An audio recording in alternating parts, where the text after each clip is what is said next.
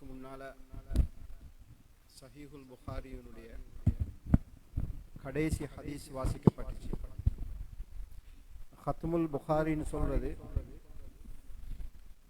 இந்த வருஷம் முழுக்க இந்த மாணவர்கள் சஹீஹுல் புகாரி உஸ்தாதுமார்களால் ஓதி கொடுக்கப்படுறாங்க.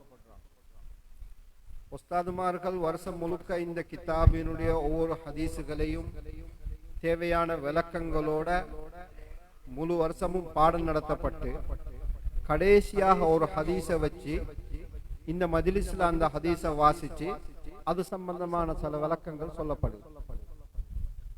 கண்ணியமானவங்களே, ஹதீஸ் சம்பந்தமான விளக்கங்கள் சொல்றதுக்கு முன்னால சுருக்கமா சில விஷயங்களை நான் சொல்லிக் கொள்றேன். சஹீஹுல் புகாரி அஸஹ்ஹுல் குதுபி பஅத கிதாபில்லாஹ், குர்ஆனுக்கு பிறகு உம்மத்துல ஏற்றுக்கொள்ளப்பட்ட ஆதாரபூர்வமான அடுத்த இடத்துல இருக்கக்கூடிய ஒரு நூல் சஹீஹுல் புகாரி. குர்ஆனுக்கு அடுத்த அந்தஸ்தில் இருக்கக்கூடியது தான் சஹீஹுல் புகாரி. இந்த கிதாபை எழுதின இமாம் புகாரி ரஹிமஹுல்லாஹு தஆலா அவங்கள பத்தி ரெண்டு விஷயத்தை நான் சொல்றேன். ஒன்று, இமாம் புகாரி ரஹிமஹுல்லாஹு தஆலா இந்த கிதாபை எழுதினாங்க ரொம்ப பக்குவமாக. அவங்க சொல்றாங்க, இந்த கிதாபில் இருக்கக்கூடிய ஹதீஸுகளை ஒவ்வொரு ஹதீஸுகளையும் நான் குளிச்சு வுது செஞ்சு 2 ரக்காத் தொழுதுட்டு அதற்கு பிறகுதான் அந்த ஹதீஸுகளை நான் இந்த கிதாபுல கொண்டு வந்தேன். ஒவ்வொரு ஹதீஸுக்கும் நான் இப்படித்தான் செஞ்சுக்கிறேன். இதனால இந்த கிதாபை எழுதி முடிக்கிறதுக்கு அவங்களுக்கு சுமார் 16 வருஷங்கள் போயிடுச்சு. இன்னைக்கு நாங்க ஒரு வருஷத்துல இந்த கிதாபை ஓதி முடிச்சிடுறோம். புகாரின்னு சொல்லி லேசாக நாங்க சொல்லிடுறோம்.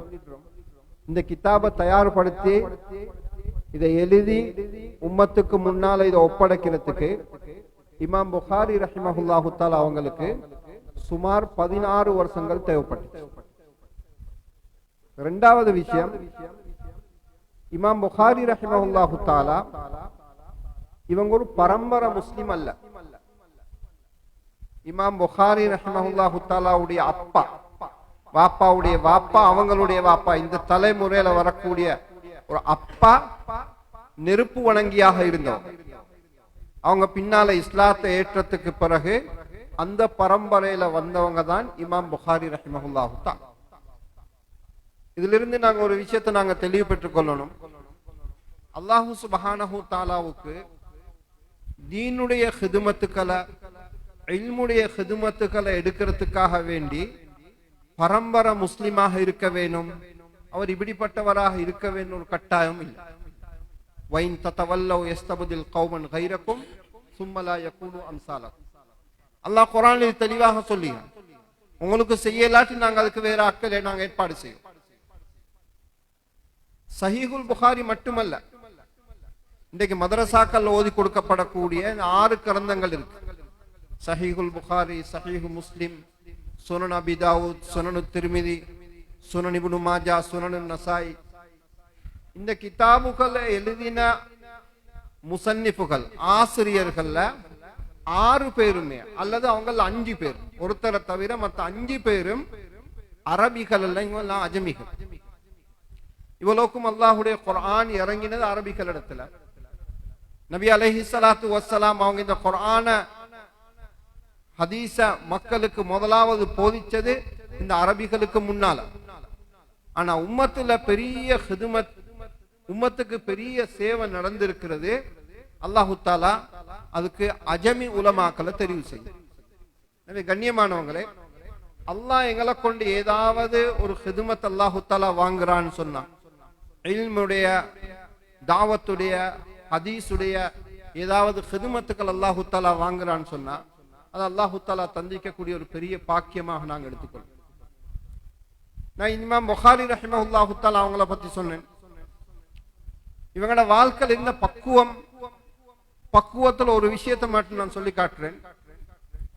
அவங்க சொல்றாங்க, மக்தப்து அஹதன் முந்து அலிம்து அன்னல் கீபத ஹராமுன். இந்த வாழ்க்கையில எப்ப பொய் பேசுறது, கீபத் பேசுறது, புறம் பேசுறது கூடாதுன்றத நான் தெரிஞ்சனோ, அதிலிருந்து ஒரு நாளும் நான் என் வாழ்க்கையில நான் புறம் பேசினது கிடையாது. நான் இது எதுக்கு சொல்றேன்னு சொன்னா, இந்த கிதாபுகள் எல்லாம் இந்த மாதிரியான பக்குவமான அல்லாஹுனால தெரிவு செய்யப்பட்ட பெரிய இமாம்கள் உலமாக்கள்னால கோர்வை செய்யப்பட்டு இந்த உம்மத்துக்கு தரப்பட்ட கிதாபுகள் தான் இந்த கிதாபு. இதெல்லாம் அல்லாஹு சுப்ஹானஹு தஆலா தன்னுடைய தீன பாதுகாக்கிறதுக்காக வேண்டி அல்லாஹு தஆலா செஞ்சிருக்கக்கூடிய ஏற்பாடு. இன்னா நஹ்னு நஸ்ஸல்னா ذிக்ர வ இன்னா லஹு லஹாஃபிதூன். குர்ஆன் அல்லாஹு தஆலா பாதுகாக்கிறதாக அல்லாஹு தஆலா வாக்களிச்சார்.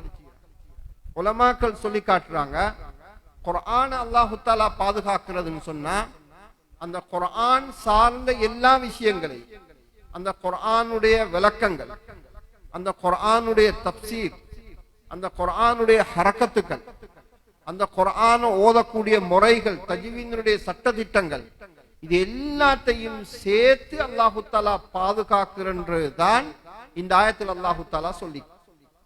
இந்த குர்ஆனுக்கு விளக்கம் தான் ஹதீஸ். அப்ப இந்த இமாம்கள் அல்லாஹு தஆலா தேர்ந்தெடுத்து இந்த ஹதீஸுகள் அவங்க எங்களுக்கு தொகுத்து தந்து அந்த ஹதீஸோட ஈடுபடக்கூடிய ஒரு சந்தர்ப்பத்தை அல்லாஹு தஆலா தந்திக்கிறான்னு சொன்னா, இந்த குர்ஆனை பாதுகாக்கக்கூடிய ஹிதுமத்துக்கள்ல அல்லாஹு தஆலா எங்களை சம்பந்தப்படுத்திக்கிறான்.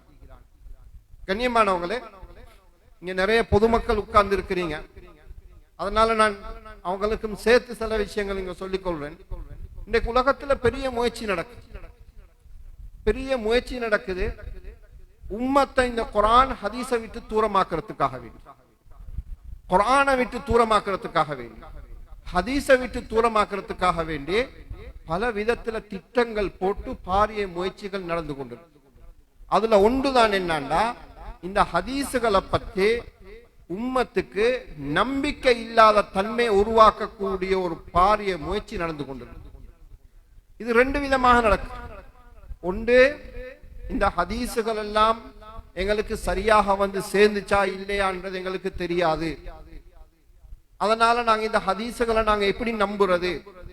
இந்த ஹதீஸுகள் எல்லாம் பின்னால நூற்றாண்டு காலங்கள்ல தான் இந்த ஹதீஸுகள் கோர்வை செய்யப்பட்டுச்சு, அதனால இந்த ஹதீஸுகளை எங்களுக்கு உறுதியாக நம்பலாமா என்ற ஒரு பிழையான ஒரு சிந்தனையை போட்டான். கண்ணியமானவங்களே, இப்ப இங்க சனது வாசிச்சாங்க. இப்ப இந்த மாணவன் இந்த ஹதீஸ வாசிக்கும் போது ஹத்தசனா ஹத்தசனா ஹத்தசனான்னு சொல்லி கொண்டிருக்கு. இது இந்த ஹதீஸுகள் எல்லாம் எங்களுக்கு உம்மத்துக்கு பாதுகாப்பாக நம்பகரமான முறையில இது சேர்ந்து இருக்கிறதுன்றதுக்குரிய உத்தரவாதம் தான் இன்னைக்கு அவங்க வாசி காட்டினர். ஹதீஸுடைய துறையில ஈடுபடக்கூடியவங்களுக்கு தெரியும், படிக்கக்கூடிய மாணவர்களுக்கு தெரியும், ஹதீஸுகளுக்கு சனதுன்றது இருக்குது. அல் இஸ்னாது மினத்தீன். ஹதீஸுகளை வாசிக்கும் போது அந்த அறிவிப்பாளர்களுடைய தொடரை வாசிப்பான். இந்த அறிவிப்பாளர்களுடைய தொடரை சொல்லி ஹதரத் ரசூலுல்லாஹி ஸல்லல்லாஹு அலைஹி வஸல்லம் அவங்க இந்த உம்மத்துக்கு சொல்லி காட்டின, செஞ்சு காட்டின அவ்வளோ விஷயங்களையும் எங்களுக்கு ஆதாரபூர்வமான முறையில இந்த உம்மத்துக்கு கொண்டு வந்து சேர்க்கப்பட்டது. அதுதான் ஆதாரபூர்வமான கிதாபு. அதுல முதலாவது இடத்துல நிற்கக்கூடியது சஹீஹுல் புகாரி. ரெண்டாவது ஒரு பாரிய முயற்சி என்ன நடக்குதுன்னா, குர்ஆன் ஹதீஸ் எங்கள்கிட்ட இருக்குது, அதில் இருக்கக்கூடிய விஷயங்கள் பல விஷயங்களை அல்லாஹும் அல்லாஹுடைய ரசூல் ஸல்லல்லாஹு அலைஹி வஸல்லம் அவங்களும் என்ன அர்த்தத்துல இந்த உம்மத்துக்கு சொல்லி காட்டினாங்களோ அந்த அர்த்தங்களை மாற்றி அந்த அர்த்தங்களுக்கு வேறு கருத்துக்கள் கொடுத்து இந்த உம்மத்தை ஹதீஸை விட்டும் தூரமாக்குறதுக்காக வேண்டி முயற்சி செய்யப்பட்டு கொண்டிருக்கு. இமாம் புகாரி ரஹ்மஹுல்லாஹு தஆலா இன்றைக்கு முதலாவது அவங்க அமைச்சிக்கக்கூடிய பாபும் இந்த மாதிரியான ஒரு பிழையான கருத்துக்கு மறுப்பு தெரிவிக்கிறது தான் அவங்க பாபம் வச்சுக்கிறாங்க. இமாம் புகாரி ரஹ்மஹுல்லாஹு தஆலா இன்றைக்கு அமைச்சிக்கக்கூடிய பாபு, நாளை கியாமத்துடைய நாளையில மனிதர்களுடைய அமல்களை நிறுக்கப்படுறதுக்காக வேண்டி அல்லாஹு தாலா அங்க ஒரு தராசு ஏற்பாடு செஞ்சுகிறான். அந்த தராசுல அமல்களை போட்டு நிறுக்கப்படும். இது குர்ஆன் எங்களுக்கு சொல்லிக்கக்கூடிய விஷயம், ஹதீசுகள் எங்களுக்கு தெளிவாக வந்திருக்கக்கூடிய விஷயம். வனதஉல் மவாசீனல் கிஸ்த லியௌமில் கியாமா. இப்ப வாசி காட்டினாங்க அந்த ஆயத்து குர்ஆன்ல அல்லாஹ் தஆலா சொல்லிக்கிறது, நாளைக்கு கியாமத்துடைய நாளில நாங்க எல்லாருடைய அமல்களையும் தராசுகள்ல நிறுப்போம்ன்றத அல்லாஹ் தஆலா சொல்லிக்கிறார். இன்னைக்கு உம்மத்துல பாரிய ஒரு முயற்சி, நான் சொன்னனே ஹதீஸை விட்டு தூரமாக்குறதுக்காக வேண்டிண்டு இந்த ஹதீசுகளுக்கெல்லாம் இந்த ஆயத்துகளுக்கெல்லாம் பிழையான விளக்கங்கள் இன்றைக்கு கொடுக்க ஆரம்பிச்சுட்டாங்க. விரும்பினவங்க எல்லாம் விளக்கம் சொல்லக்கூடிய நிலைமை. வெறுமனே ஒரு மனுஷன் அரபியை தெரிஞ்சிக்கிறதுனால குர்ஆனுக்கு ஹதீஸுக்கு விளக்கம் சொல்றதுக்கு இயலாது. குர்ஆனுக்குரிய விளக்கம் ஹதீஸுக்குரிய விளக்கம் அதற்கு தகுதியானவர்களால் அது கொடுக்கப்பட வேண்டும். அதற்கு தகுதியானவர்களால் அந்த விளக்கங்கள் கொடுக்கப்படக்கூடிய நேரத்தில் தான் அந்த விளக்கங்கள் ஏற்றுக்கொள்ளப்படக்கூடிய விளக்கமாக இருக்கும். இப்ப என்ன விளக்கம் சொல்ல ஆரம்பிச்சாங்க? இமாம் புகாரி ரஹிமஹுல்லாஹு தஆலா இங்க பாப் அமைச்சிருது என்னன்னா, ஹிஜ்ரி 2வது நூற்றாண்டுடைய ஆரம்பத்தில் முஅ்தஸிலாக்கள் சொல்லக்கூடிய ஒரு பிரிவு இருந்தாங்க. முஅ்தஸிலாக்கள் சொல்லக்கூடிய ஒரு பிழையான வழி தவறிய சிந்தனையுடைய ஒரு கூட்டம் 2வது நூற்றாண்டினுடைய ஆரம்பத்தில் இருந்தாங்க. இவங்களுடைய வாதம் என்ன இருந்துச்சுன்னா, இவங்களுடைய பல அஹ்லு சுன்னா வல் ஜமாஅ சுன்னத் வல் ஜமாஅத்காரர்களுக்கு மாத்தமான பல அடிப்படைகள் இருந்துச்சு. அதுல ஒன்று என்னன்னா, ஏதாவது ஒரு விஷயம் குர்ஆன்ல ஹதீஸ்ல வந்திருந்தா நாங்க அதை தர்க்க ரீதியாக நாங்க ஆய்வு செய்வோம். எங்கட புத்தியை பயன்படுத்தி நாங்க அதை ஆய்வு செஞ்சு பார்ப்போம். எங்கட புத்திக்கு அது சரியாக படுகுது என்றால் நாங்க அதை ஏற்றுக்கொள்வோம். எப்ப எங்கட புத்திக்கு மாத்தமாக இந்த ஆயத்துக்கள் ஹதீசுகள் எங்களுக்கு விளங்குதோ நாங்க அதுக்கு வேற விளக்கங்கள் கொடுப்போம். நாங்க அதை ஏற்றுக்கொள்ள மாட்டோம். இல்லைன்னா அதுக்கு வேற விளக்கங்கள் கொடுப்போம்ன்ற ஒரு நிலைப்பாட்டுல அவங்களோட காலத்துல வேலை பார்த்தாங்க. அவங்க இருந்தாங்க. முஅ்தஸிலாக்கள் ஒரு கூட்டம் பின்னால காலம் வரையும் இருந்தாங்க. மூத்தாகிட்டாங்க, போயிட்டாங்க. அவங்களுடைய அந்த தொடர் இல்லாம போயிருச்சு. ஆனா இன்றைக்கும் அந்த முஅ்தஸிலா சிந்தனையுடையவங்க இன்னைக்கு இருந்து கொண்டு தான் இருக்கிறாங்க. நாயத்துக்கு முஅ்தஸிலாக்கள் என்ன விளக்கம் சொல்றாங்கண்டா, குர்ஆன் அல்லாஹ் தஆலா சொல்றான் தானே அமல்கள் எல்லாம் இருக்கிறேன்னு சொல்லி, அமல்கள் எல்லாம் இருக்கிறேன்டாங்க தராசு கொண்டு வந்து வச்சு அமல் எல்லாத்தையும் அதுல போட்டு நிற்கிறன்றதெல்லாம் ஒன்றும் இல்லை.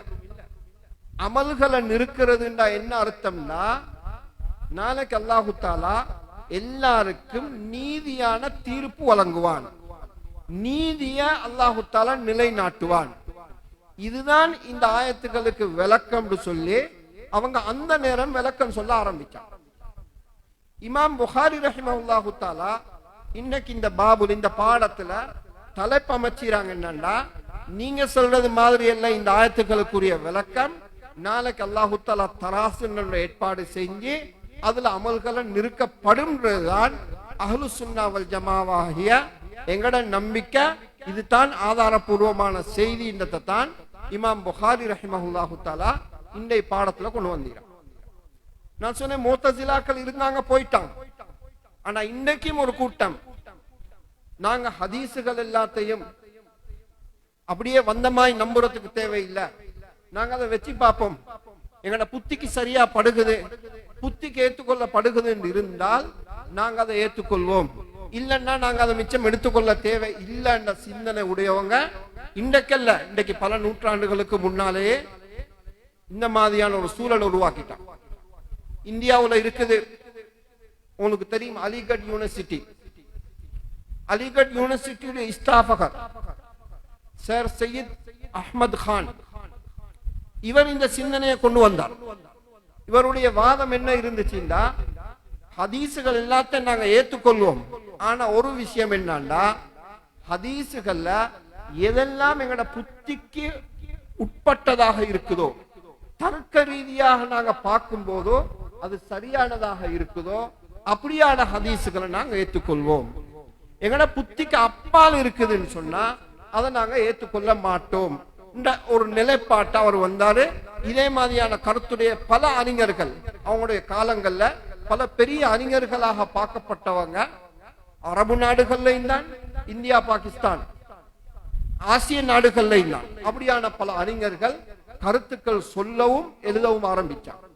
இதனால உம்மத்துல பெரிய ஒரு ஹதீசுகளை விளங்குறதுல இருந்து, ஹதீசுகளுக்குரிய இடத்தை கொடுக்கறதிலிருந்து பெரிய ஒரு வீழ்ச்சி ஏற்பட்டுச்சு. கண்ணியமானவங்களே, இந்த சந்தர்ப்பங்கள்ல எல்லாம் எங்கட உலமாக்கள் மைதானுக்கு வந்தான். எங்கட உலமாக்கள் இதை எடுத்து காட்டினான். அன்னைக்கு இமாம் புகாரி ரஹிமஹுல்லாஹு தஆலா அந்த பிழையான சிந்தனைகளுக்கு விளக்கம் எழுதி தன்னுடைய கிதாபுல தனியான ஒரு பாபு அமைச்சு, இந்த பாபுல அந்த பிழையான விளக்கத்துக்கு அவங்க மறுப்பு தெரிவிச்சது மாதிரி இந்த மாதிரி புதிய சிந்தனைகள் வரக்கூடிய நேரத்தில் எல்லாம் எங்கட உலமாக்கள் இதை தெளிவுபடுத்தினாங்க. எப்ப குர்ஆன் ஹதீஸ்ல ஒரு விஷயம் வருகுதோ நாங்க எங்கட புத்தியை வச்சு ஆய்வு செய்யறதுக்கு முடியாது. உலகத்துல மனுஷனுக்கு அறிவு 3 விதத்துல வாரத்துக்கு. ஒன்று அவனுடைய புலன்களால, கண்ணால பார்த்து, காதால கேட்டு, அவனுடைய புலன்களால் அவனுக்கு கிடைக்கக்கூடிய அறிவு. இரண்டாவது ஒன்று இருக்குது, அவனுடைய அனுபவத்தினால் அவனுக்கு கிடைக்கக்கூடிய அறிவு. இது சாதாரணமாக இன்றைக்கு நாங்க எல்லா துறையிலும் நாங்க பார்க்கக்கூடிய ஒன்று. மூன்றாவது ஒரு அறிவு இருக்குது, இது முஸ்லிம்களோட சம்பந்தப்பட்டது. அது என்னன்னா இந்த ரெண்டுக்கும் அப்பால வஹீயுடைய அறிவு. அல்லாஹும் அல்லாஹுடைய ரசூல் ஸல்லல்லாஹு அலைஹி வஸல்லம் அவங்களும் சொல்லி தந்த விஷயங்கள். அவங்க சொல்லி தந்த விஷயங்கள்ல மனுஷன் தன்னுடைய புத்தியை பாவிச்சு எதுவும் செய்யறதுக்கு முடியாது. புத்தியை பாவிச்சன்னு சொன்னா இன்றைக்கு நாங்க எத்தனையோ ஹதீசுகளை நாங்க மறுக்க வேண்டிய. ஒரு உதாரணம், ரசூலுல்லாஹி ஸல்லல்லாஹு அலைஹி வஸல்லம் அவங்க தண்ணி உள்ளுக்கு கைய போடுறாங்க. சின்ன பாத்திரம் இருக்கிறவங்களுக்கு உது செய்யறதுக்கு தண்ணி போதாது, தண்ணி உள்ளுக்கு கைய போடுறாங்க. நபி அவங்களுடைய இந்த விரல் இடையில இருந்து தண்ணி ஊத்து எடுத்து கொண்டு இருக்குது. சுமார் 60 பேர் 70 பேர் அந்த தண்ணியில உது செய்யறாங்க. இதங்கட புத்திக்கு படாது. விரலை வெட்டினா ரத்தம் வரும். சின்ன ஒரு பாத்திரத்துல தண்ணியில 70 பேர் உது செய்யறா. இதுல இருந்து சஹாபாக்கள் சொல்றாங்க, ரஅய்துல் மாஅ யம்பஉ மின் பைனி அஸாபிஹி, விரல்களுக்கு இடையால தண்ணி வந்து கொண்டிருக்கிறத நாங்க பார்த்தோம். ஊத்தெடுத்து கொண்டு இருந்துச்சு தண்ணி. இது புத்திக்கு படாது. ஒரு இரவுல, மிஅராஜுடைய ஒரு இரவுல 7 வானங்களை தாண்டி அல்லாஹ்வை போய் சந்திச்சிட்டு காலையில சுபஹுடைய நேரத்துல நபி அலைஹிஸ்ஸலாத்து வஸ்ஸலாம் வந்துட்டாங்க. இது எப்படி இது சாத்தியமாகும்? இது எங்கட புத்தி ஏற்றுக்கொள்ளுமாண்டா? எங்கட புத்தி ஏற்றுக்கொள்ளாது. இங்கதான் குர்ஆன் சொல்லுது, அல்லதீன யுமினூன பில் கைப். மூமின்கள் சொல்லிட்டா அவங்க அதெல்லாம் பார்க்கிறதுக்கு இயலாது. எப்ப ஆதாரபூர்வமாக குர்ஆன் சுன்னால் எங்களுக்கு ஏதாவது ஒன்று கிடைக்குதோ அதுல எங்கட புத்தியை நாங்க பாவிக்கிறதுக்கு முடியாது. ஹதரத் அலி ரலியல்லாஹு தஆலா அதனால தான் சொன்னாங்க, லவ் கான தீனு பிர் ரஅய் லகான அஸ்ஃபலுல் குஃபி அவுலா மின் அஅலாஹு. உங்களுக்கு தெரியும், எங்கட நாட்டுல அது பாவனையில குறைவு இருக்குது. வெளிநாடுகள்ல கடுமையான குளிர்காலத்துல தோலால சொக்ஸ் போடுவான். தோலால சொக்ஸ் போடுவான். அந்த சொக்ஸ் போட்டன்னு சொன்ன அந்த தோலால போடக்கூடிய அந்த சொக்ஸ் இருக்குது, அதுக்கு மோசான்னு சொல்லுவாங்க உருதுல, காலுரை. அது போட்டன்னு சொன்னா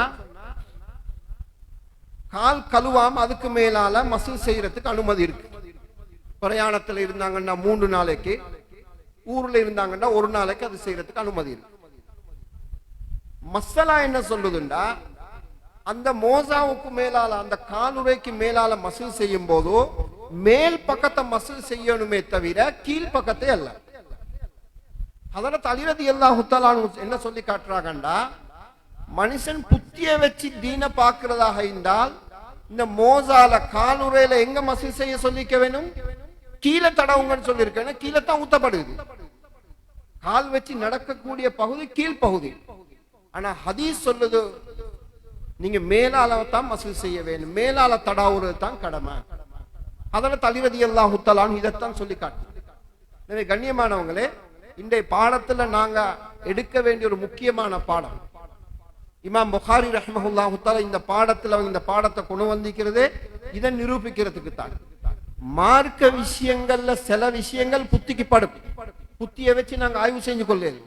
ஆனா மார்க்க விஷயம் எல்லாத்தையும் மனுஷன் தன்னுடைய புத்தியை வச்சு ஆய்வு செய்ய போனால் அவன் எவ்வளவு விஷயங்களை மறுக்க வேண்டிய ஆகிடும், அவன் இஸ்லாத்தை விட்டு தூரமாக வேண்டிய நிலைமை வந்து.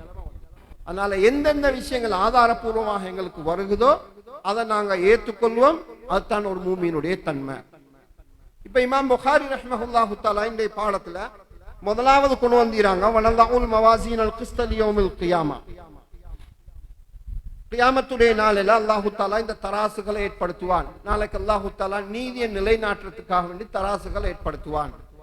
மேலும் மக்களுடைய அமல்கள் எல்லாம் நிறுக்கப்படும். வஅன்ன அமால பனி ஆதம வகவுலஹும் யூஸனு, மக்களுடைய அமல்கள் எல்லாம் நிறுக்கப்படும். இப்ப உலமாக்கள் இடையில ஒரு இக்திலாஃப் இருக்குது. அதாவது எல்லா உலமாக்களும் அஹ்லுஸ் சுன்னா வல் ஜமாஅ எல்லா உலமாக்களும் சொல்றாங்க நாளைக்கு கியாமத்துடைய நாளையில மனிதர்களுடைய அமல்களை தராசுல நிறுக்கப்படும். இப்ப அங்க சின்னொரு இக்திலாஃப் இருக்குது. ஒரு தராசுல நிறுக்கப்படுமா அல்லது ஒவ்வொருத்தருக்கும் ஒவ்வொரு தராசு இருக்குமா அல்லது ஒவ்வொரு அமலுக்கு ஒவ்வொரு தராசு இருக்குமா? இப்ப அதுல கருத்து வேற்றுமை இருக்கு. சில உலமாக்கள் சொல்றாங்க இல்ல ஒரே ஒரு தராசி தான், அது உலகத்தை விடவும் பிரமாண்டமான தராசியா இருக்கும், அதுலதான் எல்லா மக்களுடைய அமல்களும் நிறுக்கப்படும். இமாம் ஃபஹ்ருத்தீன் ராசி போன்றவங்க சொல்றாங்க இல்ல தராசுகள் பலவிதமானதாக இருக்கும், பல தராசுகள் இருக்கும், ஒவ்வொரு ஆளுக்கு ஒரு தராசு வீதம் இருக்கும். அல்லது இன்னொரு கருத்தின்படிக்கு ஒவ்வொரு அமலுக்கு ஒரு தராசு வீதம் இருக்கும். எப்படியோ தராசுல நிறுக்கப்படும்ன்றது மூமினுடைய நம்பிக்கை. இமாம் புகாரி அலைஹி ரஹ்மா இந்த பாடத்துல அதைத்தான் இங்க முதலாவது கொண்டு வந்திரான். இரண்டாவது விஷயம், இமாம் புகாரி ரஹ்மஹுல்லாஹு தஆலா சொல்றாங்க மக்களுடைய அமல்கள் நிறுக்கப்படும். இங்கேயும் எங்கட உலமாக்களிடத்துல மூன்று விதமான கருத்துக்கள் இருக்குது. அமல்கள் நிறுக்கப்பட்டா என்ன? ஒரு சாரார் என்ன சொல்றாங்கண்டா அமல்கள் நிறுக்கப்படுறதுண்டா அமல்கள் எல்லாம் எழுதப்பட்ட அவருடைய ஏடுகள் பட்டோலைகள் அதுல வச்சு நிறுக்கப்படும். ஹதரத் இப்னு உமர் ரலியல்லாஹு அன்ஹு, இமாமுல் ஹரமைன், ஃபஹ்ருத்தீன் ராசி போன்ற இந்த பல உலமாக்களுடைய கருத்து அமல்களுடைய ஏடுகள் நிறுக்கப்படும். இரண்டாவது கருத்து இருக்குது அமல்களுடைய ஏடுகள் அல்ல, அமல் செஞ்சவங்க நிறுக்கப்படுவாங்க. அஸ்ஹாபுல் அமால், இந்த அமல்கள் செஞ்சவங்க நிறுக்கப்படுவாங்க. மூணாவது ஒரு கருத்து இருக்குது இல்ல இந்த அமல்களையே நிறுக்கப்படும். இமாம் ஹதரத் இப்னு அப்பாஸ் ரலியல்லாஹு அன்ஹு, இமாம் புகாரி ரஹ்மஹுல்லாஹு தஆலா, இமாம் புகாரியுடைய இந்த கிதாபுக்கு விரிவுரை எழுதின முக்கியமான ஒரு பெரிய ஆலிம் ஹாஃபித் இப்னு ஹஜர் அஸ்கலானி போன்ற பல உலமாக்களுடைய கருத்து இல்ல இந்த அமல்களை தான் நிறுக்கப்படும். அப்ப அப்படின்னா இங்க ஒரு சந்தேகம் வருகிறது, அமல்களை நிறுக்கிறன்னா அமல்களை எப்படி நிறுக்கிறது? ஒரு தராசுல வச்சு நிறுக்கிற சாமான் ஒரு சடப்பொருளாக இருக்க வேண்டும், அதை தூக்கி வைக்கலுமா இருக்க வேண்டும். இந்த அமல் எல்லாத்தையும் எப்படி தூக்கி வைக்கிறது? அது உலமாக்கள் பல விளக்கங்கள் சொல்லிறாங்க. அதுல ஒன்று, நாளை கியாமத்துடைய நாளில் அல்லாஹு சுப்ஹானஹு வ தஆலா இந்த அமல்களுக்கெல்லாம் ஒரு தோற்றத்தை கொடுப்பான். நோம்புக்கு ஒரு தோற்றம், ஓதின குர்ஆனுக்கு ஒரு தோற்றம், தொழுகைக்கு ஒரு தோற்றம், இப்படி ஒவ்வொன்றுக்கும் ஒவ்வொரு விதமான தோற்றத்தை அல்லாஹு தஆலா கொடுத்து இப்ப அந்த தோற்றங்களை அந்த ஜசதுகளை எடுத்து தராசுல வைக்கப்படும். இன்னும் சில உலமாக்கள் சொல்றாங்க இது நாங்க இதை பத்தி பேசுறதுக்கே தேவையில்லை. ஏண்டா இது முன்னால ஒரு காலத்துல இஃப்திலாஃப் இருந்திருக்கலாம். ஆனா இன்றைக்கு விஞ்ஞானம் முன்னேறின இந்த காலத்துல உலகத்தில எத்தனையோ கண்ணுக்கு தெரியாதவைகள், கையால பிடிக்க முடியாதவைகள் நிறுக்கப்பட்டு கொண்டு அளக்கப்பட்டு கொண்டு இருக்கு. சூடு, சூட்டினுடைய அளவு நிறுக்கப்படுது. எவ்வளவு இந்த எத்தனை டிகிரி சூடு இருக்குது, காத்தினுடைய வேகம் நிறுக்கப்படுது. இதெல்லாம் கண்ணுக்கு தெரியக்கூடியதுகள் அல்ல. இது மாதிரி அல்லாஹ்வுடைய குதரத்தினால நாளை கியாமத்துடைய நாள அல்லாஹு தஆலா அமல்களை நிற்பான். அதை எப்படி நிற்பான்றது எங்களுக்கு தேவையில்லை. ஆனா மூமியினுடைய நம்பிக்கை நாளைக்கு அமல்களையோ அமல்களுடைய ஏடுகளையோ அல்லது அமல்கள் செய்தவர்களோ ஏதோ ஒரு வகையில நாளை கியாமத்துடைய நாளில அமல்கள் நிறுக்கப்படும்ன்றது ஒரு மூமினுடைய நம்பிக்கை. அடுத்த விஷயம் சொல்றாங்க, வகால முஜாஹிதுன் அல் குஸ்தாஸ் அல் அதுல் பில் ரூமியா. இங்க ஒரு வார்த்தை இமாம் புகாரி ரஹ்மஹுல்லாஹு தஆலா சொல்றாங்க. குஸ்தாஸ் என்ற வார்த்தை குர்ஆன்ல வந்திருக்கு, வஸினு பில் குஸ்தாஸில் முஸ்தகீம். குஸ்தாஸ் என்ற வார்த்தை இது அரபி வார்த்தை அல்ல, இது ரூமி வார்த்தை, ரோம் பாசையினுடைய ஒரு வார்த்தைன்னு சொல்றாங்க. இங்க எங்கட உலமாக்கள் இன்னொரு விஷயத்தை பத்தி பேசுகிறாங்க. குர்ஆனை பத்தி அல்லாஹ் தஆலா சொல்லும்போது பிலிசானின் அரபிய்யும் முபீன், தெளிவான அரபு பாசையில தான் அல்லாஹ் தஆலா இந்த குர்ஆனை ஆக்கி வச்சிக்கிறேன்னு சொல்லிக்கிறான். அப்ப அப்படின்னா இங்க ரோம் பாசை ஒன்று குர்ஆன்ல இருக்குதா? இப்ப எங்கட உலமாக்கள் இடத்துல ரெண்டு விதமான கருத்துக்கள் வருகிறது. குர்ஆன்ல அரபி அல்லாத வேற பாசையுடைய வார்த்தைகளும் குர்ஆன்ல இருக்குதா? இமாம் ஷாஃபி, அபு உபைத், பாக்கில்லானி, இப்னு ஃபாரிஸ் போன்ற பல உலமாக்கள் சொல்றாங்க குர்ஆன்ல அரபி அல்லாத வார்த்தைகள் எதுவும் இல்லை, குர்ஆனுடைய வார்த்தைகள் எல்லாமே அரபி தான். ரெண்டாவது சாரார் என்ன சொல்றாங்கண்டா, இல்ல குர்ஆன்ல சில வார்த்தைகள் அரபி அல்லாத வார்த்தையும் இருக்கு.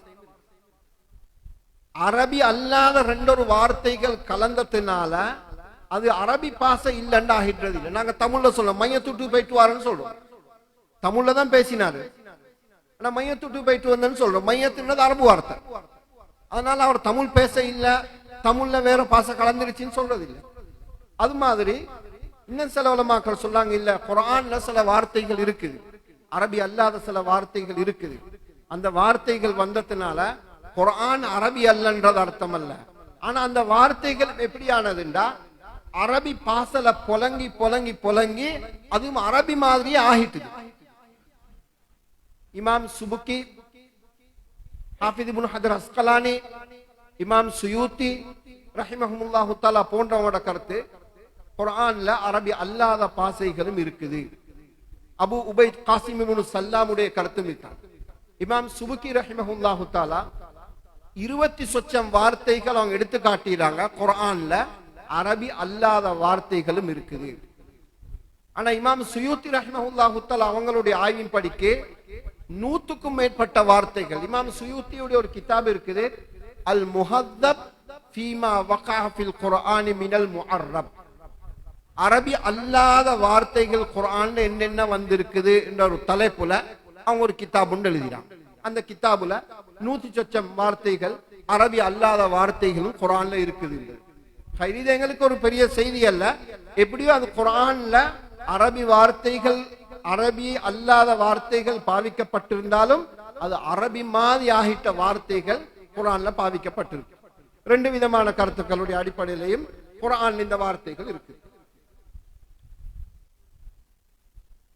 இந்த பாடத்தை நடத்தக்கூடிய உஸ்தாத்மார்களுக்கு தெரியும், இந்த ஹதீஸ்ல இமாம் புகாரியுடைய ஒரு ஹதீஸாக இருந்தாலும் இதுக்கு பல மணி நேரம் விளக்கங்கள் கிதாபுகள் எழுதப்பட்டிருக்கு. எங்களுடைய இந்த மஜ்லிஸ் ஒரு பொது மஜ்லிஸாக இருக்கிறதுனால நேரமும் சுருக்கமாக இருக்கிறதுனால நாங்க சுருக்கமான சில விஷயங்களை மட்டும் நாங்க பார்ப்போம். அதுக்கப்புறம் இமாம் புகாரி ரஹ்மஹுல்லாஹு தஆலா இந்த ஹதீஸ் கொண்டு வராங்க. கடைசியாக அவங்க கொண்டு வந்திருக்கக்கூடிய ஹதீஸ், இந்த ஹதீஸ்ல கலிமத்தானி ஹபீபத்தானி இலர் ரஹ்மான் ஹஃபீஃபத்தானி அலல் லிசான் ஸகீலத்தானி ஃபில் மீசான் சுப்ஹானல்லாஹி வ பிஹம்திஹி சுப்ஹானல்லாஹில் அதீம். ஹதீஸுடைய அர்த்தம் என்ன? ரெண்டு வார்த்தைகள் இருக்கு, ரெண்டு வசனங்கள். அல்லாஹுக்கு ரொம்ப நெருக்கமானது, நாவுக்கு ரொம்ப லேசானது, மீசான் தராசில ரொம்ப பாரமானது. அது என்னன்னா சுப்ஹானல்லாஹி வ பிஹம்திஹி சுப்ஹானல்லாஹில் அதீம். நான் ஆரம்பத்துல சொன்னேன், இமாம் புகாரி ரஹ்மஹுல்லாஹு தஆலா இந்த ஹதீஸை எதுக்கு கொண்டு வராங்கன்னா, நாளை கியாமத்துடைய நாளில் மீசான் தராஸ் ஒன்று இருக்குது, அங்க அமல்களை நிறுக்கப்படும், இது ஹதீஸ்ல ஆதாரபூர்வமாக வந்திக்க கூடியது என்றதை நிரூபிக்கத்தான் இந்த ஹதீஸ் இங்க கொண்டு வந்தீரான். ஸகீலத்தானி ஃபில் மீசான், அது மீசான் தராசுல கனமானதாக இருக்கும், பாரமானதாக இருக்கும். இந்த ஹதீஸ்ல பாருங்க, ஹபீபத்தானி இலர் ரஹ்மான், இந்த ரெண்டு வார்த்தைகளும் பற்றி சொல்லப்பட்டு அல்லாஹ்வுக்கு ரொம்ப விருப்பமான வார்த்தை. எப்பவும் விளங்கிக் கொள்ளுங்க, ஹதரத் ரசூலுல்லாஹி ஸல்லல்லாஹு அலைஹி வஸல்லம் அவர்களுடைய வாயால எங்களுக்கு சொல்லித் தரக்கூடிய திக்ர், அவங்களோட வாயால எங்களுக்கு சொல்லித் தரக்கூடிய துவாக்கள் இருக்குதானே, அந்த துவாவுக்குரிய அந்தஸ்து, அதுக்குரிய பிரகாசம் ஏனைய துவாக்களுக்கு இல்லை. நாங்க யாரும் அரபுல வேண்டிய துவாக்கள் நாங்க கேட்கறதுக்கு, ஃபர்தான தொழுகை பொருள் நாங்க எங்களோட தேவைகளை சொல்லி நாங்க துவா கேட்கிறோம், பிரச்சனை இல்லை. ஆனா ஃபர்தான தொழுகைக்கு பிறகு எங்களுக்கு ஹதரத் ரசூலுல்லாஹி ஸல்லல்லாஹு அலைஹி வஸல்லம் சில துவாக்களை சொல்லி தந்தீராம். அந்த துவா ஓதுறதுக்கு நாங்களாக கட்டி ஓதக்கூடிய துவாக்களுக்கும் இடையில வித்தியாசம் இருக்கு. இன்னைக்கு எத்தனையோ வகையான திக்ருகள் இருக்குது. திக்ருடைய கிதாபுகள், சலவாத்து கிதாபுகள், இதுல பல பெரியார்கள் ஓதின சலவாத்துக்கள், இன்ன பெரிய மனுஷன் மூத்த மனுஷன் ஓதின துவாக்கள் என்று சொல்லியெல்லாம் நல்ல நல்ல கருத்துக்கள் உள்ள துவாக்கள் சலவாத்துக்கள் இருக்குது. அதை ஓதுறதுக்கு தாராளமாக மார்க்கத்தில் அனுமதி இருக்குது, கூடாம இல்லை. ஆனால் அருமை ரசூலுல்லாஹி ஸல்லல்லாஹு அலைஹி வஸல்லம் அவங்களுடைய வாயிலிருந்து வந்த வார்த்தைகள் இருக்குதானே, அந்த வார்த்தைகளுக்குரிய அந்தஸ்து, அந்த வார்த்தைகளுக்குரிய பிரகாசம், அது வேற யாருடைய வாயிலிருந்து, எவ்வளவு பெரிய மனுஷருடைய வாயிலிருந்து வந்தாலும் அந்த சிறப்பு அதுக்கு. அதனால பொதுவாக எங்களோட வாழ்க்கையில ஒரு பழக்கம் வரணும், எந்த துவாக்களை நபி அலைஹி ஸலாத்து வஸ்ஸலாம் சொல்லி தந்திக்கிறாங்களோ அந்த துவாக்கள், அந்த திக்ருகளுக்கு நாங்க கூடுதலான முக்கியத்துவம் கொடுக்க வேண்டும். உம்மத்துல பொதுவான ஒரு பழக்கம் இருக்குது, ஏதாவது ஒரு சிறப்பை பார்க்கிறார், ஒரு துவாவை பார்க்கிறார், ஒரு திக்ரை பார்க்கிறார், இந்த திக்ரை 1000 முறை ஓதினன்னு சொன்னா இன்ன தேவைகள் நிறைவேறிடும், இன்ன பெரிய மனுஷர் சொல்லிக்கிறார், உடனே அதை அமல் செய்ய ஆரம்பிச்சிடுவார். பிழை இல்ல, தாராளமாக செய்யணும். என்ன நடக்குதுண்டா, அந்த இடத்துல ஓத வேண்டிய சுன்னத்தான நபி அலைஹிஸ்ஸலாத்து வஸ்ஸலாம் அவங்க சொல்லி தந்த துவாக்கள் திக்ருகளை விட்டு போட்டு நாங்க இதை ஓத ஆரம்பிப்போம்டா அது ஒரு சரியான நடத்தை அல்ல. எப்பவும் அல் அத்இயத்துல் மஅசூரா அல்லது அல் அஸ்காருல் மஅசூரான்னு சொல்றது, நபி அலைஹிஸ்ஸலாத்து வஸ்ஸலாமுடைய வாயால சொல்லி தந்த துவாக்கள் திக்ருகள், அதனுடைய பிரகாசமே வேறு. அதை நாங்க பாடமாக்கணும், அதை நாங்க ஓதக்கூடிய பழக்கம் எங்களோட வாழ்க்கையில வர வேண்டும். அப்ப இங்க கலிமத்தானி ஹபீபத்தானி இலர் ரஹ்மான் ஹஃபீஃபத்தானி அலல் லிசான், நாவுக்கு மிச்சம் லேசானதுன்னு சொன்னாங்க. சுப்ஹானல்லாஹில் அதீம் சுப்ஹானல்லாஹி வ பிஹம்தி. அல்லாஹ் இந்த உம்மத்துக்கு கொடுத்திருக்கக்கூடிய ஒரு விசேஷமான சிறப்பு தான், சின்ன அமல்களுக்கும் பெரிய கூலி அல்லாஹ் கொடுக்கிறார்.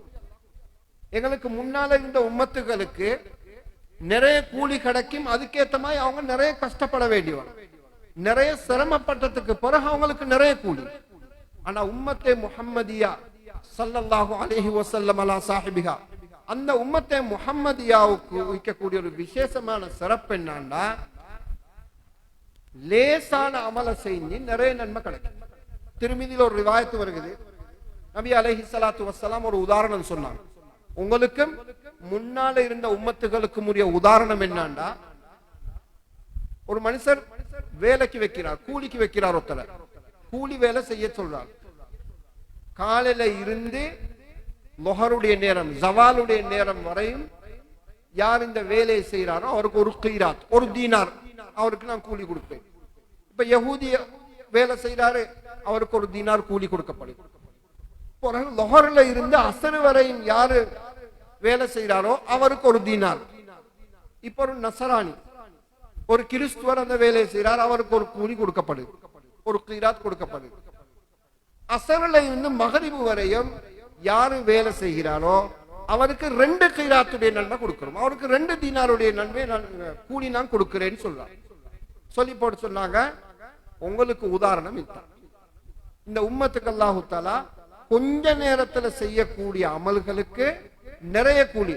அவங்க காலிலிருந்து லொஹர் வரையும் செஞ்சும் ஒரு கீராத், லொஹரிலிருந்து அசர் வரையும் செஞ்சு ஒரு கீராத், சுமார் 7-8 மணி நேரம் செஞ்சு அவருக்கு கிடைக்கக்கூடிய அந்த கூலி இந்த உம்மத்துக்கு 2 மணி நேரத்துல கிடைச்சு. இது மாதிரி நிறைய அமல்களை எங்களுக்கு நபி அலைஹிஸ்ஸலாத்து வஸ்ஸலாம் சொல்லி தந்தீராங்க. இந்த உம்மத்துக்கு கொஞ்ச வேலையில அல் அமலுல் கலீல் வல் அஜ்ருல் கசீர், கொஞ்ச நேரத்துள்ளுக்கும் நிறைய கூலி. அந்த மாதிரியான ஒரு திக்ர்ல உள்ளதுதான் இந்த ஹதீஸ்ல வந்திருக்கக்கூடிய இந்த திக்ர். அடுத்த இந்த ஹதீஸ்ல சொல்லி இருக்குது பாருங்க, சகீலத்தானி ஃபில் மீசான், மீசான் தராசுல கனமானதாக இருக்கும். இந்த ரெண்டு வார்த்தைகளும் மீசான் தராசுல கனமானதாக இருக்கும். பாருங்க, ஹதீஸ்ல வந்திருக்கக்கூடிய வார்த்தை மீசான் தராசுல கனமானதாக இருக்கும். ஃபமன் ஸகுலத் மவாஸீனுஹு ஃபஹுவ ஃபீ ஈஷத்திர் ராதியா வமன் ഖஃபத் மவாஸீனுஹு ஃபஉம்முஹு ஹாவியா. குர்ஆன்ல அல்லாஹ் தஆலா சொல்லும்போது, அமல்களை பத்தி சொல்லும்போது நிறைய அமல்கள் சொல்ல இல்ல, கனமான அமல்கள் செஞ்சவங்க. யாருடைய அமல்கள் கனமானதாக இருக்குதோ, பாரமானதாக இருக்குதோ, அவங்களுக்கு அல்லாஹ் தஆலா இடத்துல சொர்க்கம். யாருடைய அமல்கள்ல கனம் இல்லாம போயிருச்சோ அவங்களுக்கு நரகம் குர்ஆன்ல அல்லாஹ் தஆலா சொல்லியிருக்கார். அந்த மாதிரியான ஒரு வார்த்தை தான் நீங்க ஹதீஸ்லயும் பாவிச்சு. அதாவது நாங்க நிறைய அமல் செய்ய வேணும்ன்றதல்ல, கனமான பாரமான அமல் செய்ய வேணும். எங்கட அமல் கனமானதாக பாரமானதாக எப்படி ஆகும்? உலமாக்கள் சொல்றாங்க, ரெண்டு விஷயம் இருக்கவே. நாங்க செய்யக்கூடிய அமல்கள்ல ரெண்டு விஷயம் இருந்தன்னு சொன்னா எங்கட அமல் கனமானதாக பாரமானதாக.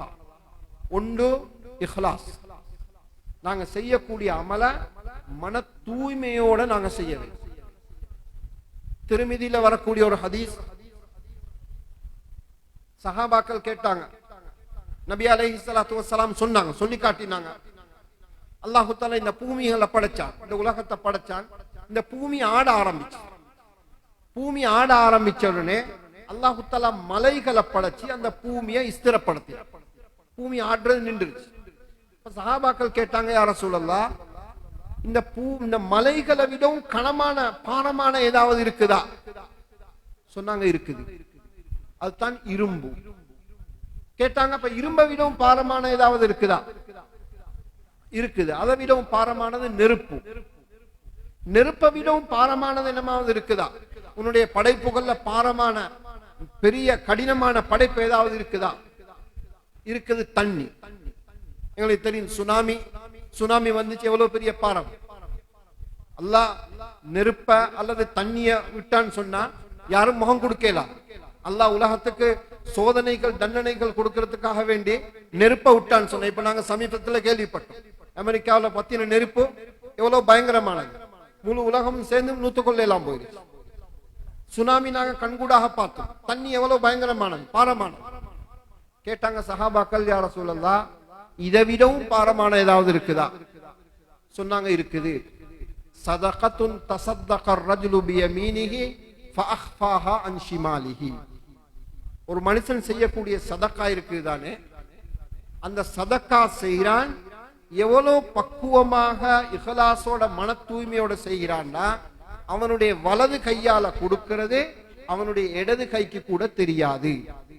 அந்த அளவுக்கு இஹ்லாஸோட ஒரு மனுஷன் செய்யக்கூடிய சதக்கா இருக்குதானே, இந்த உலகத்தில் இருக்கக்கூடிய இந்த பிரமாண்டமான இந்த படைப்புகள், மலை, நெருப்பு, இரும்பு, தண்ணி, இது எல்லாத்த விடவும் பாரமான ஒன்று சொல்லி சொன்னாங்க.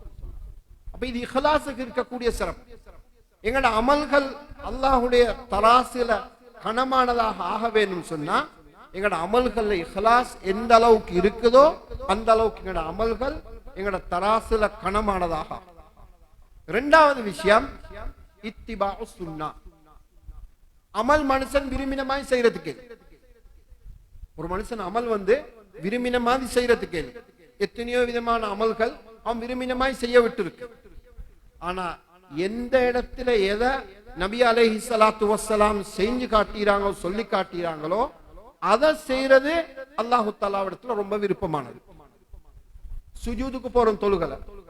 நாங்க தொழுகல சுஜூதுல இருக்கும் போது யாராவது குர்ஆன் ஓதிட்டால் சுஜூதுக்கு போய்த்து குல் ஹுவல்லாஹு அஹத் அல்லாஹு ஸமத் என்றார், அவருடைய தொழுகை கூடாம போகாது, அவருடைய தொழுகை கூடும். ஆனா அது குர்ஆன், அல்லாஹ்வுடைய வார்த்தை. ஆனா ரசூலுல்லாஹி ஸல்லல்லாஹு அலைஹி வஸல்லம் சொல்லி தந்த துஆ இருக்குது, சுப்ஹான ரப்பியல் அஅலா வ பிஹம்திஹி. இத ஓதினா அவர் அங்க குர்ஆன் ஓதுறதை விடவும் அவருக்கு சிறப்பு கூட. ரெண்டும் அமல் தான். ஆனா ஒன்று நபி அலைஹிஸ்ஸலாத்து வஸ்ஸலாம் காட்டி தந்த அமல், இன்னொன்று இவராக நினைச்சு செய்யக்கூடிய அமல். அப்ப எப்ப எங்கட அமல் நபி அலைஹிஸ்ஸலாத்து வஸ்ஸலாம் காட்டி தந்ததுக்கு தோதுவாக பொருத்தமானதாக இருக்குதோ எங்கட அமல் மீசான் தராசுல இன்னும் கனமானதாக ஆகும். அப்படியான ஒரு திக்ரத்தான் நீங்க சொல்லி தந்தாங்க. சுபஹானல்லாஹி வ பிஹம்திஹி சுபஹானல்லாஹில் அஸீம். இந்த திக்ர் இருக்கு தானே, இந்த ஹதீஸ்ல இன்னைக்கு புகாரியுடைய பாடத்துல கடைசியாக இந்த ஹதீஸை கொண்டு வந்தீராங்க. இது நாங்க ஒவ்வொரு நாளும் அன்றாடம் எங்கட வாழ்க்கையில அமல் செய்யக்கூடிய ஒரு திக்ர். என்ன தேவைண்டா, இதனுடைய மகத்துவத்தை நாங்க மனசுல எடுத்து நாங்க செய்ய வேண்டியிருக்கு. தொழுகை போறோம், சுபஹானல்லாஹ் ஓதுறோம், அல்ஹம்துலில்லாஹ் ஓதுறோம், அல்லாஹு அக்பர் ஓதுறோம் 33 தடவை. அது லேசான திக்ர் அல்ல, மீசான் தராசுல பெரிய பாரமான திக்ர். எப்ப நாங்க தஸ்பீகையும் தஹ்மீதையும் சேர்க்கிறோமோ அதுக்கு ஒரு தனியான ஒரு அந்தஸ்து. சுபஹானல்லாஹி வ பிஹம்திஹி ரெண்டு வார்த்தையும் சேர்ந்து இருக்குது. அல்லாஹ்வை தஸ்பீஹ் செய்யறது, தஹ்மீத் செய்யறது. இந்த ரெண்டு வார்த்தையும் ஒரு திக்ர்ல சேர்ந்தன்னு சொன்னா அதனுடைய பலம், அது கணம் இன்னும் கூடுதலானதாக. அப்ப நாங்க ஒவ்வொரு நாளும் இன்னைக்கு தொழுகல நாங்க ஓதுறோம் சுபஹான ரப்பியல் அதீம், சுபஹான ரப்பியல் ஆலா, ருக்கூல சுஜூதுல நாங்க ஓதுறோம். நாங்க அங்க ஓதுறது லேசான ஒரு திக்ர் அல்ல, ரொம்ப அல்லாஹு தஆலாவுக்கு விருப்பமான ஒரு திக்ரை நாங்க ஓதுறோம். எங்களுக்கே தெரியாது நாங்க ஓதக்கூடிய திக்ரு அல்லாஹு தஆலாவுக்கு எவ்வளவு கனமானது, எவ்வளவு அந்தஸ்துடையது. கண்ணியமானவங்களே, இந்த மஜ்லிஸ்கள்ல உட்கார்ந்து நாங்க இதைத்தான் எடுத்துக்கொள்ள வேண்டும். கடைசியாக ஒரு விஷயத்தை ஞாபகப்படுத்திக் கொள்ள, நாங்க தொழுகல நாங்க இந்த திக்ர் செய்யறோம். ருக்கூல சுபஹான ரப்பியல் அதீம் நாங்க ஓதுறோம், சுஜூதுல சுபஹான ரப்பியல் ஆலான்னு ஓதுறோம். அதிகமான ஹதீஸுகள்ல இந்த வார்த்தை இப்படித்தான் வந்திருக்கு. ஆனா அதே நேரத்தில் எங்கட கிதாபுகள்ல, ஃபிக்ஹுடைய கிதாபுகள்ல சுபஹான ரப்பியல் அதீம் வ பிஹம்திஹி, சுபஹான ரப்பியல் ஆலா வ பிஹம்திஹி இந்த வார்த்தையும் சேர்த்து வந்திருக்கு. அப்ப இதுல சில அறகுறையான ஆய்வாளர்கள் அல்லது தெளிவு இல்லாத சிலவங்க என்ன சொல்றாங்கடா, சஹீஹான ஹதீஸ்ல எல்லாம் வபிஹம்திஹி வந்தில்ல, சுபஹான ரப்பியல் அதீம் மட்டும்தான் வந்திருக்குது, சுபஹான ரப்பியல் ஆலா மட்டும்தான் வந்திருக்குதுன்னு சொல்றாங்க. ஆனா உண்மை அப்படி அல்ல. அபூதாவுதுடைய ரிவாயத்துல, தபரானி, தாரகுத்னியுடைய ரிவாயத்துக்கள் எல்லாம் வேற வேற பல தரீக்குகள்ல இது ஆதாரபூர்வமாக வந்திருக்குது. அந்த ரிவாயத்துக்கள் எல்லாத்தையும் ஆய்வு செஞ்ச உலமாக்கள் சொல்றாங்க, சுபஹான ரப்பியல் அதீம் வபிஹம்திஹி என்ற பூர்த்தியான திக்ரு எங்களுக்கு தொழுகல ஆதாரபூர்வமானது. அதே மாதிரி சுஜூதுலையும் சுபஹான ரப்பியல் ஆலா வ பிஹம்திஹி என்று பூர்த்தியாக ஓதுறது அது ஆதாரபூர்வமான திக்ரு. எனவே கண்ணியமானவங்களே, இந்த ஹதீஸ்ல இன்றைக்கு எங்களுக்கு சொல்லப்பட்டிருக்க கூடியது ஒரு பிரதானமான, நாங்க ஒவ்வொரு நாளும் தொழுகல அன்றாடம் நாங்க ஓதக்கூடிய ஒரு திக்ருடைய சிறப்பு தான் எங்களுக்கு சொல்லப்பட்டது. எனவே அல்லாஹ் சுப்ஹானஹு வ தஆலா இந்த மாதிரியான மஜ்லிஸ்களை நாங்க உட்கார்ந்தா வெறுமனே நாங்க பயான் கேட்டு பரக்கத்துக்காக உட்கார்ந்துட்டு போறது இல்லாம ஏதாவது 4 விஷயங்களை நாங்க இங்கிருந்து எடுத்துக்கொண்டு போகும். எங்களோட வாழ்க்கையில நாங்க அமல் செய்யும். இதுவரைக்கும் இந்த திக்ரை அமல் செய்யக்கூடிய பாக்கியம் எனக்கு இல்லையா, நாங்க நியத்து வச்சுக்கொள்ளணும், உறுதி கொள்ளணும். அடே வாய்க்கு இவ்வளவு லேசான வார்த்தை, விசேஷமாக ரமலானுடைய காலம் வருகிறது, வாய்க்கு இவ்வளவு லேசான வார்த்தைக்கு அல்லாஹ்விடத்துல எவ்வளவு அந்தஸ்து இருக்குதா. இன்றிலிருந்து நான் ஒரு நாளைக்கு 100 முறை, ஒரு நாளைக்கு 200 முறை, அல்லது இந்த வீட்டிலிருந்து நான் கடைக்கு போற நேரத்துல, கடைக்கு போகக்கூடிய நேரத்துல இந்த திக்ரை நான் செஞ்சு கொண்டு போவேன் சொல்லி ஒரு உறுதியோட நாங்க போவோம் சொன்னா அது எங்களோட வாழ்க்கையில ஒரு பிரயோசனமானதாக ஆகும். இன்றைக்கு எங்களோட பாடத்துல, இன்றைக்கு எங்களோட இந்த மஜ்லிஸ்ல இருந்து நாங்க எடுத்த பிரயோசனமாகவும் ஆகும். இப்போ ஒருக்கைக்கு எல்லாரும் இந்த வார்த்தையை ஒரு 3 முறை சொல்லிக் கொள்ளுங்க. சுபஹானல்லாஹி வ பிஹம்திஹி சுபஹானல்லாஹில் அதீம், சுபஹானல்லாஹி வ பிஹம்திஹி சுபஹானல்லாஹில் அதீம், சுபஹானல்லாஹி வ பிஹம்திஹி சுபஹானல்லாஹில் அதீம். இந்த ஹதீஸோட சம்பந்தப்பட்ட நிறைய விளக்கங்கள் இருக்குது. அதுகளை பேசக்கூடிய சந்தர்ப்பம் அல்ல, இது சபையும் அல்ல. உலமாக்கள், மாணவர்கள், பாடங்கள், உஸ்தாத்மார்கள் அதில் பேசியிருப்பாங்க. இன்ஷா அல்லாஹ் எங்களுக்கும் பொதுமக்களாக எங்களுக்கும் இந்த மாதிரியான சந்தர்ப்பங்கள்ல கிடைக்கக்கூடிய விளக்கங்களை கொண்டு நாங்க அமல் செய்யறதுக்கு நாங்க நியத்து வச்சுக்கொள்ளணும். அல்லாஹ் சுப்ஹானஹு வ தஆலா எல்லாருக்கும் பேசினது கேட்டது படிக்க அமல் செய்யக்கூடிய பாக்கியத்தை தந்தருவானா.